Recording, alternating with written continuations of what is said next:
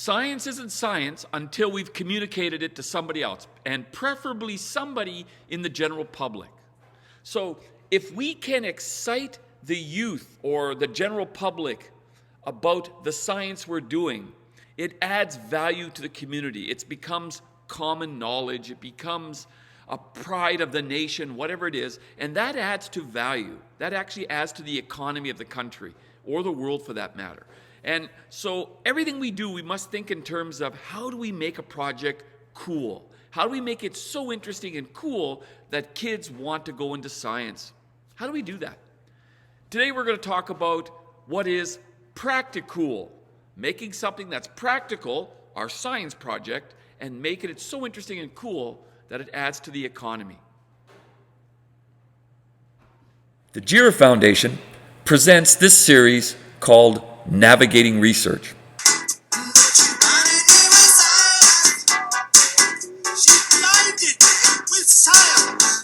Here we have a simple graph that gives us a reasonable representation of what we're trying to talk about here.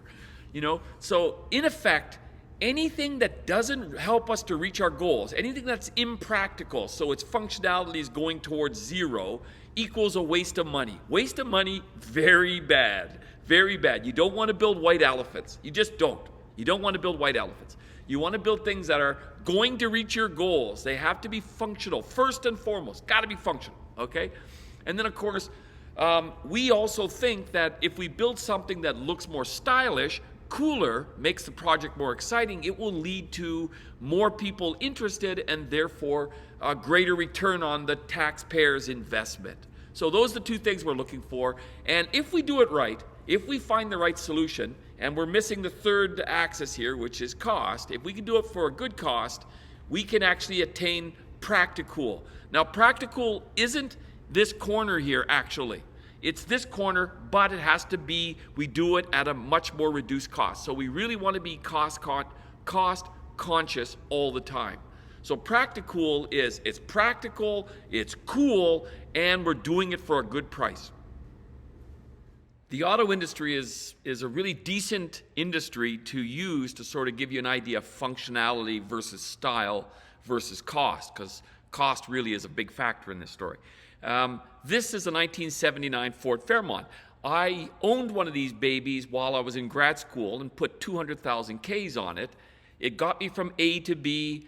I played lots of rugby driving this car. I enjoyed it, got me around. That's all that mattered. It was functional. I could fit 3 or 4 of my buddies in this car. We could drive anywhere and play rugby. And it was just perfect for what I needed at the time. And it worked. It was inexpensive, the whole story. So not very expensive, not very stylish, clearly, and most importantly, it was functional. Now this, on the other hand, is my 2007 Mazda MX-5 that I used to drive in South Africa when I worked for the government there. Now, clearly, it's a lot more stylish than the Fairmont. I really did upscale, I must tell you. And the cool factor in this thing, you drive around this thing and people, it's a nice looking car and people look at you. But for me, I didn't benefit from that because I myself am not very cool. But this car was very stylish, really cool, but it wasn't very functional. I mean, literally, I could only fit a second person in the car, and nothing, almost nothing, fit in the trunk or the boot of the car. So this was my baby. Loved it. Loved driving it, but not very functional, though very stylish. This is what we really want to drive. This is a flying car, a futuristic vehicle. Obviously does not exist yet, but boy, oh boy, does it look cool. It just looks cool. It just does. And it's going to be a vehicle where you could take passengers, have stuff and that, so it's going to be practical and cool. You don't have to worry about traffic jams, etc. But if you were in that thing, you're going to feel pretty damn cool. That is pretty cool. And so that is where the auto industry will probably go to ultimately. That's what we've been told for 100 years, by the way. But that would be cool. Another great example of this idea of functionality versus style versus cost is the space programs. Clearly, it's much more believable, and believable is the wrong word. I mean, I'm talking about in terms of what is exciting in that. If we remember the old Apollo missions, it was always cool to watch the launches of that. And likewise, when the space shuttles were launching and landing, it was great. And watching them, in fact, I met one of the astronauts who was doing the spacewalks from the space shuttle to fix the Hubble telescope, which is, pretty cool. Jeffrey Hoffman, great guy, just an exceptional person. Anyways, but I was fortunate enough to meet the man. On the right-hand side, of course, that was run by NASA, by the way. Very expensive, very expensive. And now, in today's age, we have private companies like SpaceX, and they're driving the cost down of this whole process of getting into space. So not only do they have the functionality of the space shuttle, they also have it's much cheaper to operate, basically, full stop. And I think they look cool. And I love watching the launches and so on as well. So here's a great example. This is the Starship from SpaceX, and it's got a 1950s sci-fi look to it, which is kind of a cool throwback, retro look. Anyways, that's the story. Now, one thing I do want to talk about is when they were testing for these rockets, the SpaceX rockets, I think they actually intentionally blew up one of their rockets just to gain more notoriety, to make it interesting for the viewers, because don't explosions look cool? So here's the one I'm talking about. This is SN10. They landed. It seems to land fine. You can see a fire on the bottom of it. So maybe there was damage. Okay? The smoke. It's cool to watch these things. It just is. I don't know what people do when to me, this is entertaining. Perhaps others don't see it that way. But here it is a few minutes later. And look, it's tilting a little bit. Maybe there was something wrong. I think he blew it up intentionally.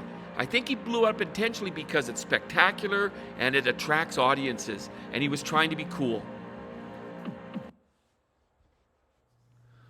The project I'm considering, that I'm trying to reach, to become practical, is putting a telescope on the saddle at 4,500 meters or above on Kilimanjaro, Mount Kilimanjaro in Tanzania. Now, you can see in this graph the four things that are. So things that are impractical are carrying it up the mountain, because some of the parts are 14 tons. That's impractical. And it's really uncool to ask people to do that.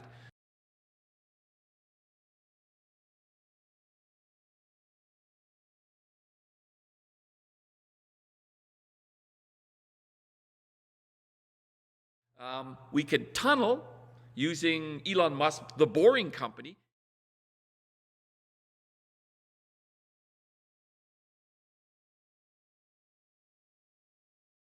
But it's impractical because it's expensive, one, and two, this is a volcano. It was one of my stupid ideas, really stupid idea. This is a volcano. You don't want to drill into a volcano. So tunneling is impractical because of cost and the fact that it's a volcano, but it's a really cool possibility. Could you imagine? That would be a cool project. So that's the two that are impractical, uncool and cool. Now, we have one, building a road is very practical. So it's very functional too. But it's very uncool because it's ugly. It's an eyesore. And worse, this is a protected mountain. It has a rainforest around it where we can't cut down trees. So if I have to expand the road, which is what we would have to do to move a telescope up there, that would become impractical. So it's practical, but it would become very uncool. It will not be sold. They will not buy into the idea. It won't work. So we then have to go to something else. We have to go over the rainforest, and there's two ways for that. One was cable car, which everybody loved in Tanzania, everybody. And the project was eventually handed over to another group. And unfortunately, the cable car is going to another part of the mountain, which doesn't help us for the telescope. So we need to come up with a new way, and that is the airship industry. And this is really cool. So this thing not this thing, but there are airships being built now that can lift up to 60 or 100 tons, and at up to 4,500 meters, they can get about half that. So, we can get 30 tons up to 4,500 meters, which means we can lift this telescope in one piece to 4,500 meters on Kilimanjaro. And that would be really cool, one, because it looks cool, but also because the documentary would be an incredibly good seller worldwide. Making a documentary of that would increase global interest in Tanzania, leading to more tourism, greater return on investment. Simple as that. This is really cool. This is Practicool. This is Practicool. The industry itself is practical by definition because it's cool, it's practical, and it's inexpensive relative to a lot of the other things that people try to do, especially in the far north of Canada or in exotic places like telescopes on Kilimanjaro in Tanzania. Start. These are 4 excellent examples from the last 100 years or so of people who I believe best represent who think Practicool, have done great things, each in their own right, and I wonder if anybody in the airship industry will one day join this august group.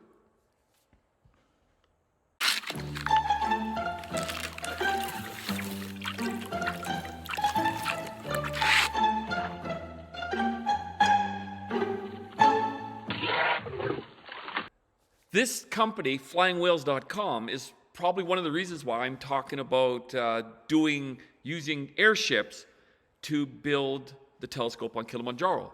The cable car system was a great idea, wonderful idea, and this thing could even build that, by the way. But unfortunately, the cars are going somewhere else on the mountain and therefore doesn't help us build telescopes. This is a really, really cool idea. This is economical, it's cool, it's functional, it has every aspect of Practicool in it. This smells Practicool, it is Practicool, and this is the way we want to build our telescope on Kilimanjaro. No other way.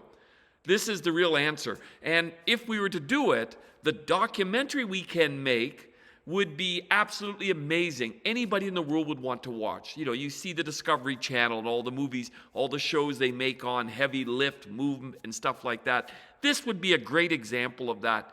Not only would it help us do the increased tourism into Tanzania, it would help the company get exposure. So whichever company, whoever ends up helping us to put this telescope on Kilimanjaro will benefit, you know, as will the country of Tanzania, as will the astronomy community. And that truly is the nature of Practicool. And that's what we're trying to do here, and that's what we hope to do. So Practicool is using an airship to lift a telescope onto the mountain.